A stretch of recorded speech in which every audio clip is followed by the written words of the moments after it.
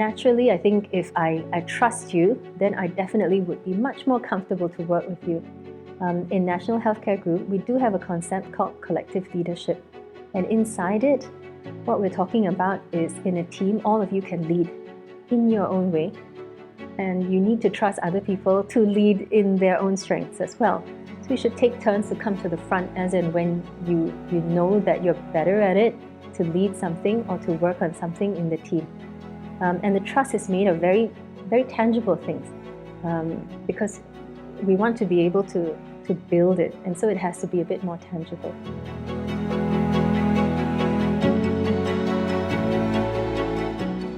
Lilian, it's an honor to have you here at the podcast. Welcome. Thank you for having me, Rodrigo.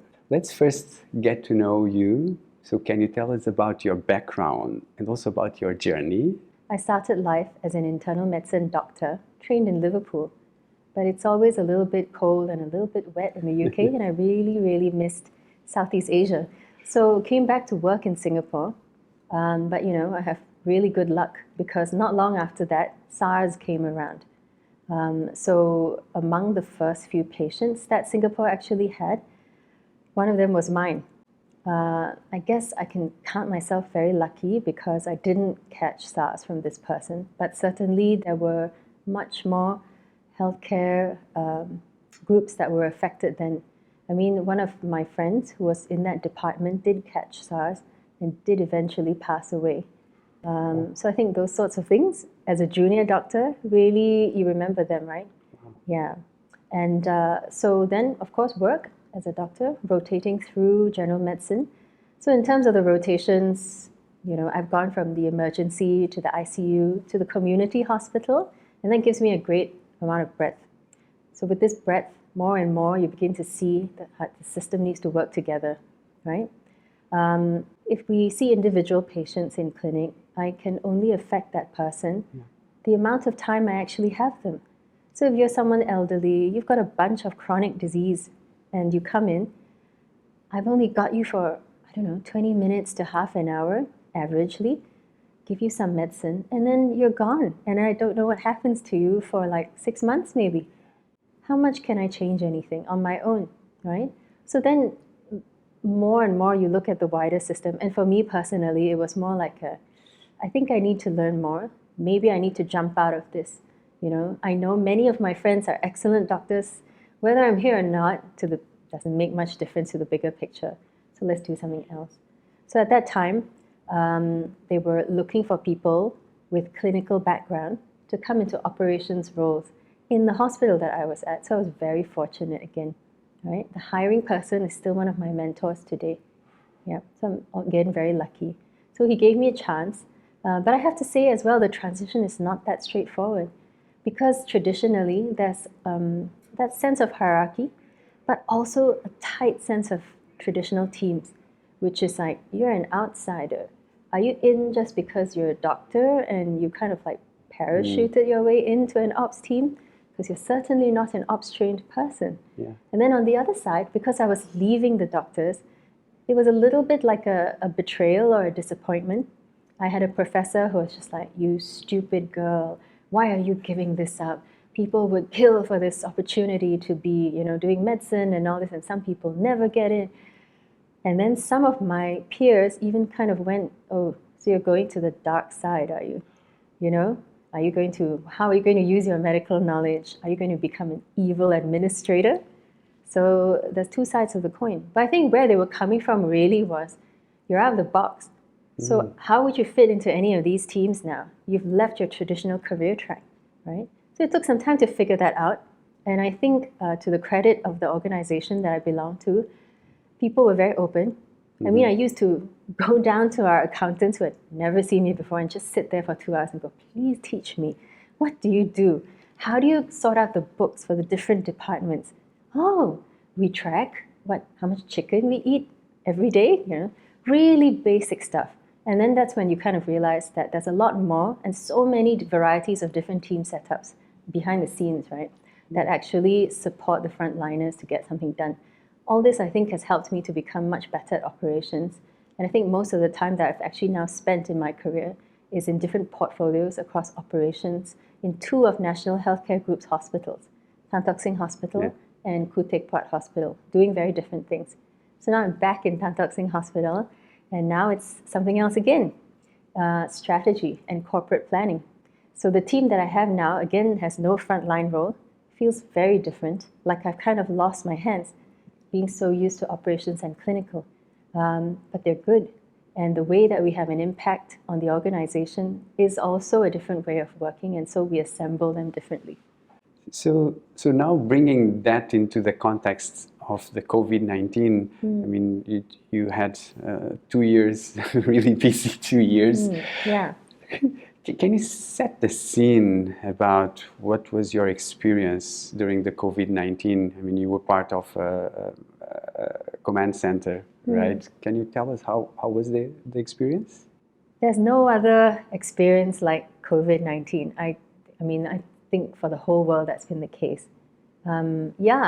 So I have to say again, it's a good thing that Singapore is very well oiled. So, you know, I was in something that looked like this, preparing for Chinese New Year 2020, and then very swiftly, very quietly, the command came out, you know, switch over. And when they say switch over, ever since we were hit by SARS and been completely traumatized, there's been a plan for this, as in we know what to do.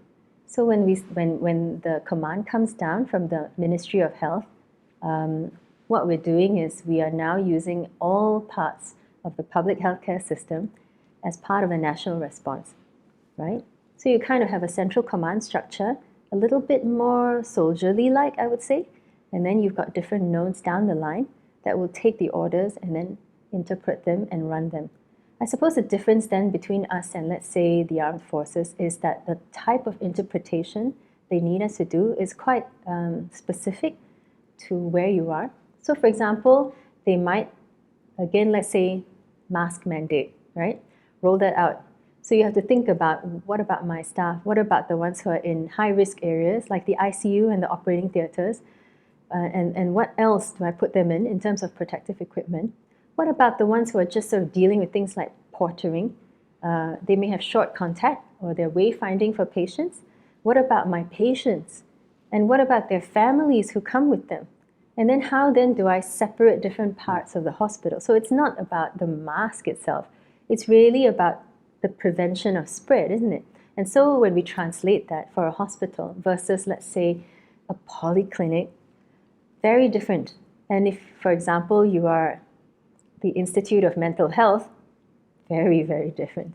Yeah. And can you take us, I mean, we all experience COVID-19 in different ways. Can you take us about your experience in terms of the command center? How was the day-to-day of the command center?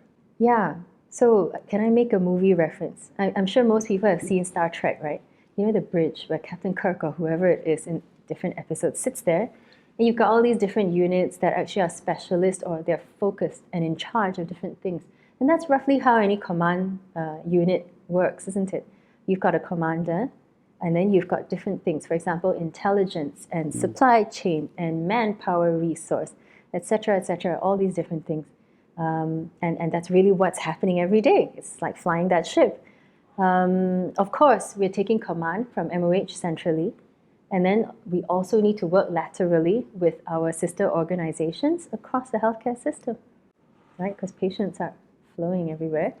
And then for COVID, there are things outside healthcare. Obviously, everybody's involved. You've got border control guys, the immigration folks. You've got the people who are running all the dorm operations, which were largely drawn from the armed forces and also their medical corps, right? So again, big teams, all overlapped, and it's sort of like a dance. But what you're looking for is that your patients are moving or holding in different parts of Singapore for a certain amount of time. And where are they at in terms of danger to their lives? How are you protecting your own people? So some of those things would have crossed your mind if you were in the command center. I love the way you spoke about dance. And so how do you do that dance in a situation where there's so much uncertainty? You know, a lot of times you also don't know what is the best and you just keep taking decisions, right? Tell me a bit about that dance. It's credit to the team. It is. a lot of that dance relies on your intel or your knowledge as you're in there, right? So if you get good, factual, timely knowledge, and people are able to verify and act on it, you can act quite quickly. Of course, there's always that little bit of fear, right? This is an unknown situation. But then we also have to make sure we reassure everyone, we're doing this for now. Do it for 5 minutes and then we'll see. Do it for a day and then we'll see. And so you kind of have to lower that feeling of dread and the risk that they think they're taking walking into the unknown by saying, this is not forever, right? I'm not asking you just do it. I'm saying do it a bit, take that step. We see what's happening. And there are always feedback loops that are open, right? You communicate with the upstairs guys and go, this is not working. Or you go down and you go, no, that way. And then you kind of work. And that's part of the dance, isn't it? That's incredible. So there has been maybe many moments, difficult moments. For you personally, what was most challenging, and also with your teams? Can I say I'm lucky? I've met a few of these. So like I said, when I first started working in Singapore, bam, SARS. And then we've been through, all the bird flu and the, porcine flu, MERS, this, that, whatever. And now COVID. So it's not the first time round for many of us. Luckily, we're still in the system. But it does have a traumatic effect on a lot of us. So if I had a separate conversation with someone close and we started talking about the people we lost during SARS, I might still burst into tears, because there were so many of them, and so on. So I think that's that part that you kind of have in your heart and you kind of feel like this will never happen to us again, And so that kind of drives a lot of the healthcare workers who are actually now in the system, a bit older, and in positions where they do look after many people. So for example, some of my nurse leaders, the first time they had to put their personal protective equipment back on, they stopped and then they started crying because they could remember what it felt like. That's not a bad thing. I mean, yes, we have to get through it emotionally, but it makes us aware and alert, and we still have those experiences to tap on that we are like, no, this feels wrong. I remember the last time it didn't feel this, so that's one piece of it. I mean, for me personally, because we were on a roster, it had to run, right, 24/7 all the time. It's kind of like, okay, it's my watch. I don't want anything bad to happen on my watch. And it makes you hyper alert. Your adrenaline is in the sky and you're restless. You just want to make sure everybody's safe, from your own people to like every patient that comes in. There's always a little bit of that fear of the unknown. But because healthcare people are in teams and we try our best to support one another, there's a lot of sort of peer support that happens as well. You spoke about the dealing with the emotions. In such an environment of so much uncertainty, how do you handle your emotions, and how do you help people going through the difficult moments, handling their thoughts and also their emotions? Well, sometimes the best way is through. You can't not feel it. It will probably destroy you over time, right? To kind of just go, I can't feel this now, but then it's all pent up and then later you don't know what to do with it. But you can't also let it rip, right? Where you can't function anymore. The good thing is many healthcare people, having been trained in such a system, part of the rigor of our training, even from medical school and so on, is the ability to maintain objectivity. So it's like, I really do care about the patient a lot, but it's not going to be that kind of care where it clouds my judgment, right? So then how do you keep that balance? So I suppose when I was in the command center, there were also areas and people that you need to go there and be there for them. So for example, there was something that was a near miss, something nearly happened and we managed to salvage it, and nothing actually happened at the end, but the people who were involved were obviously traumatized because they knew it was that close to something happening. So of course you have to go there and kind of talk them through it so that they can go home and then come back the next day and do this again and not have that on their conscience, right? Another example might be people who are just afraid of the unknown. They're very used to a process. They're very used to doing things that they've normally done. And so they're like, no, no, no, I can't do this. And you're like, no, you can. But you do that with the safe little small steps. And you're never alone because we're always in teams. So those are some of the things I think we have to, but I would definitely say you have to get through, because you're going to come back the next day and the next day and the next day, and we have no idea how long those days are going to be. Yeah. I was having goosebumps listening to you, because I think it must be so difficult to manage, and also to support others in those moments. No, but I have to say, I mean, what I'm describing here is my experience of Yes. what I've seen. Yeah. I'm sure everybody's stressed. Yeah. Yeah. So, for example, like one of our cleaners was the other day just saying, you know what? A year and a half ago, I was just cleaning the same toilet, and it occurred to me that if I didn't clean it hard enough, somebody would come in here and catch COVID. And she was like sweating away and all the stuff that we had put on her. So I was like, that's really good of you. Oh, that kind of thing. And then, of course, our bosses must be under tremendous strain, because I think Prime Minister Lee made it very, very clear. The metric that he had chosen for Singapore, and he declared this in his speech, we will protect lives, and we'll do whatever it takes to protect lives. No one should, as few people as possible should die of this thing before we kind of get over it. Yeah. That story is fantastic, of the cleaner. How do you bring that everyone in the organization believes and acts in the same way? It's like, how do you do that? How do you bring all these people together, like believing that this is what we have to do? And how do you do that? I mean, short of saying you need a disaster, right? Yeah. That's out of the question. But I think if you had to do that, it's really down to letting people know that they can deliberately do their job. You don't sort of sleepwalk through it and just go through the motions, because hopefully everything that is in the job that is designed for you makes sense to something, serves something. In our case, it's always the patient. Yeah. So you're actually contributing to patient safety a lot of the time. You're contributing to the access and effectiveness of care. You're contributing to cutting down wastefulness, increasing productivity and efficiencies, like wait times, for example. There's something there that is always for the patient. And so if people realize that, and the other thing is if they're not too overwhelmed, they can probably focus a lot better on that. Feedback loops are short. You do something, you go there, you see, oh, something good happened to the patient, right? Feedback loops are short in hospitals. You can really see the impact of what you're doing every day. Yeah. Can you tell us a bit more about those feedback loops? How do you build those feedback loops to make sure that you are on track? I guess if I were to use corporate speak, people would say they're indicators. Yeah. Right? All kinds of indicators. But let's go back to fundamentals, right? If you imagine you're driving a car, you've got your dashboard, you're on the wheel, you've got a speedometer, you've got the petrol, you've got all the signal lights and whatever. Those are indicators of your direct impact and what's going to happen with the car, and you can immediately turn the wheel or do something.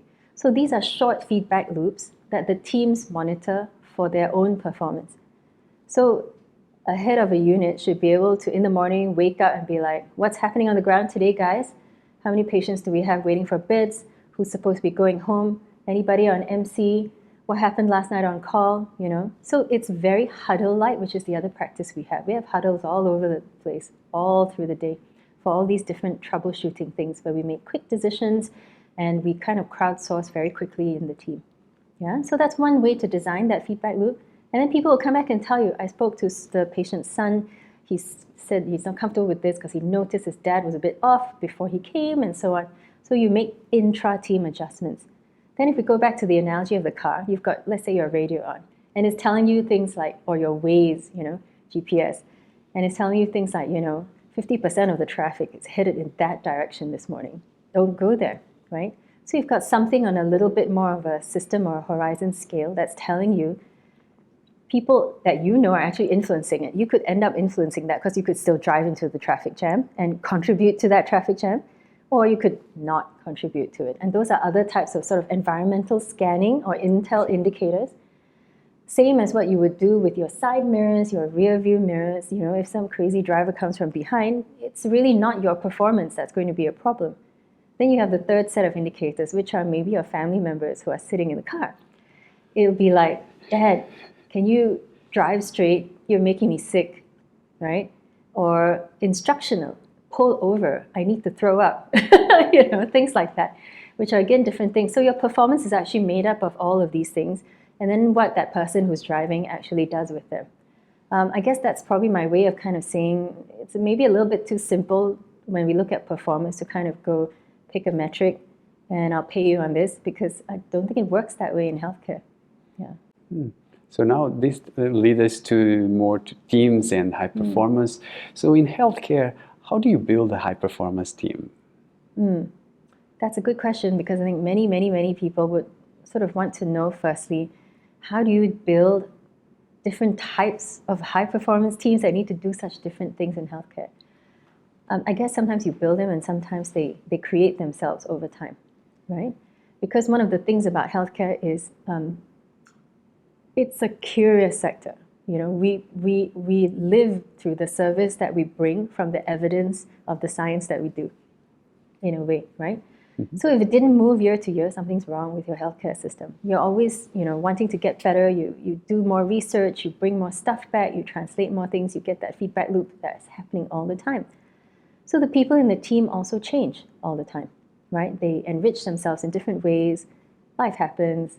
And so when we do that, we're actually looking at fit more than compiling together a group of people for, let's say, a project.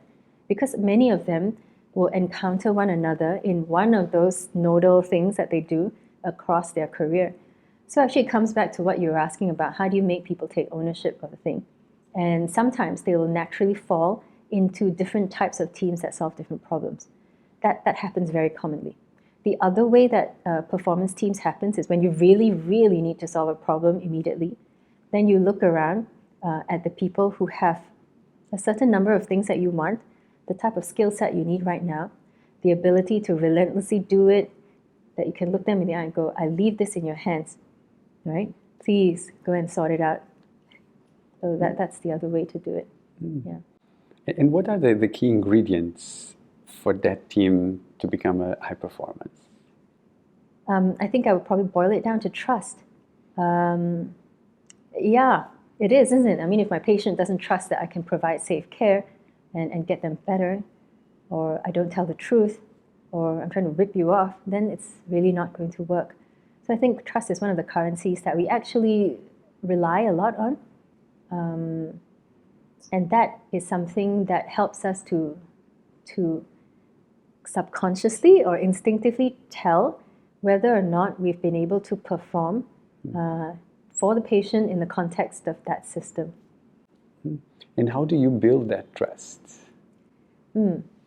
Okay, so earlier we were talking about teams and how they come together. And naturally, I think if I trust you, then I definitely would be much more comfortable to work with you. In National Healthcare Group, we do have a concept called collective leadership. And inside it, what we're talking about is in a team, all of you can lead in your own way. And you need to trust other people to lead in their own strengths as well. So you should take turns to come to the front as in when you know that you're better at it, to lead something or to work on something in the team. And the trust is made of very, very tangible things because we want to be able to build it. And so it has to be a bit more tangible. So we look at sort of three components. You've got your head, you've got your heart, and then you've got your gut, right? So in the head are all the logic, science-based things, right? Do you yet have the level of skill and competency that you need to do this job? And of course, if you didn't, and I put you into a team, I'm doing you a disservice, right? You'll struggle, and maybe it's not that safe. And then other than that, are you flaky or are you very reliable? Consistent, reliable, standard, and competency. That you're able to display this and carry it out. And I know that I don't need to keep peeking at it. So that's all the head stuff, right? The technical, the hard skills. Then you go to the heart of the team, where you're looking at, can you be honest even when it hurts? Are you sincere with the people around you? You know, are you sincere to your friends and your patients? You know, Then the third thing we look at is the gut, that kind of reaction you get when you feel whether someone really cares about the thing that they are doing, right? Do you really care? Or are you someone who is capable of caring for patients like this? And it may be patients who believe in things that are radically different from your own value system, for example, right? So I think if we can break it down into a little bit more tangible stuff, at least in healthcare, you can kind of get people to work on different things, right? So for example, if you were building competency and reliability, there's a lot of that evidence-based training that you can actually get people to do. When you're talking about sincerity, it might be things like coaching or, do you have fears of your own or some incongruency, or is this a good fit, right?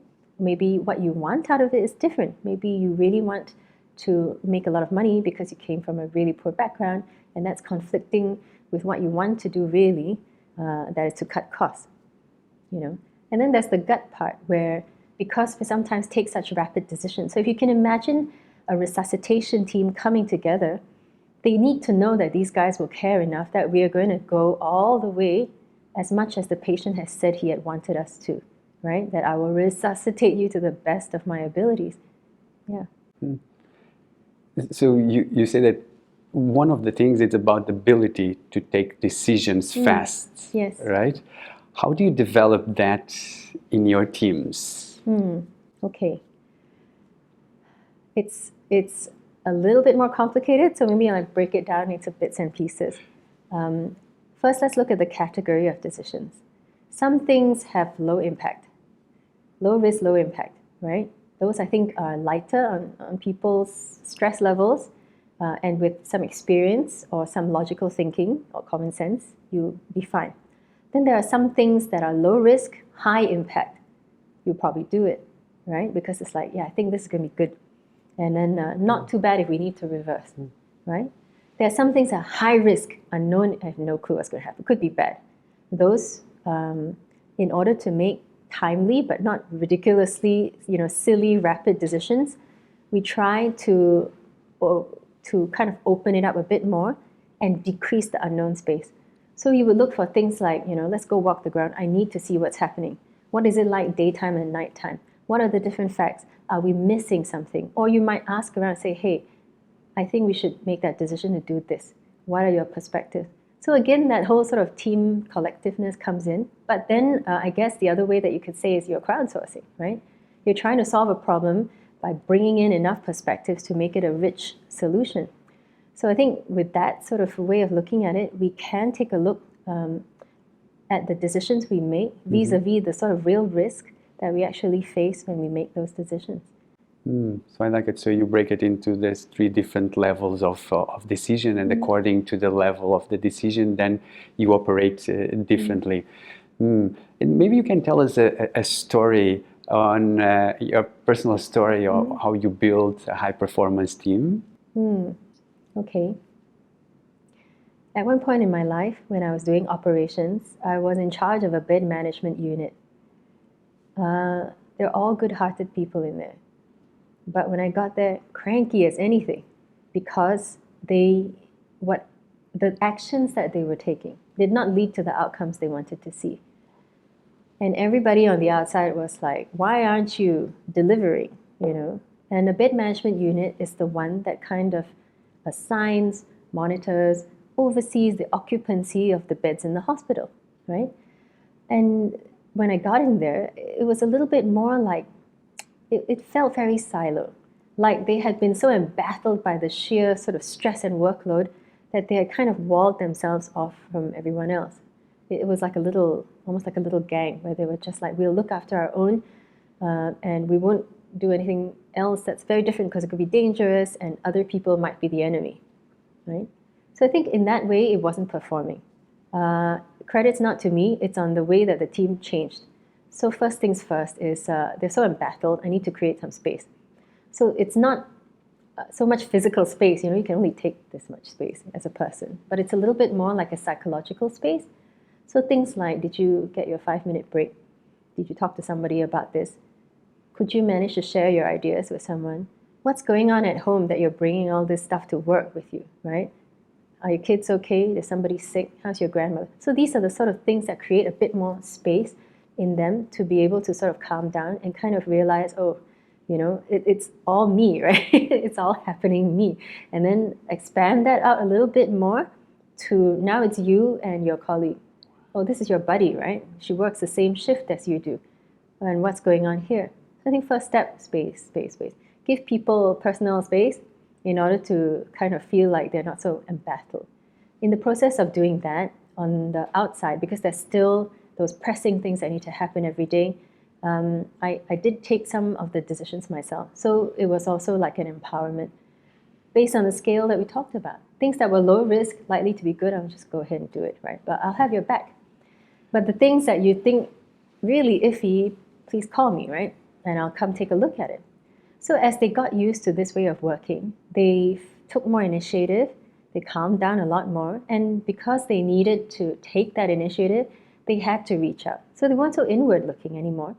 They had to talk to like other people in other units, the nurses, the doctors, the patients. They developed a way of working that would allow them to kind of walk the ground and reassign some of the beds live together with the nurse leaders so that in fact we could respond very, very quickly. They could also radio back to the clinical heads of department, to the ward nurses as well, to say, hey, we changed some stuff down here, now the mix looks like this, and then we could do predictions of scenarios. Heads up, Monday's going to be bad. Why? Because we had a public holiday, that sort of stuff. So there were things that then we could do which they knew in their heads, but they just didn't bring it out. And so I think when that happened, performance increased. There was this sort of tail end of patients who were very difficult to match because of their requirements of the bed type they needed. And for that number, on a daily basis, this team eventually cut the wait time by an average of 60 hours a day. Yeah. So it was fast. I mean, everybody wants this, right? Everybody wants the patient to be dealt with as quickly as possible and to kind of move bed to bed to bed, wherever they need to be. ICU to a general ward, to a community hospital, to a nursing home maybe. Yeah. And what have you learned from that experience? I think as a leader, you need to be there. You can't make a high performance team and kind of leave it to cook, right? Because actually you're part of the team. It just so happens they call you a leader by hierarchy, maybe for now, but actually on the ground, you can see that the leadership rotates around the members of the team. But if you're trying to keep them together, it is still the sort of leader named on the organization chart. It's their job to do that. And it does require them to learn how to do this as well. They have to be a high-performing or want to be a high-performing leadership team in order to lead an organization where all their teams can be high-performing. Oh, okay, so now we're coming to the end. And I would like to ask you a question. So many people ask you a lot of questions, but what is one question that no one asks you and you would like to answer?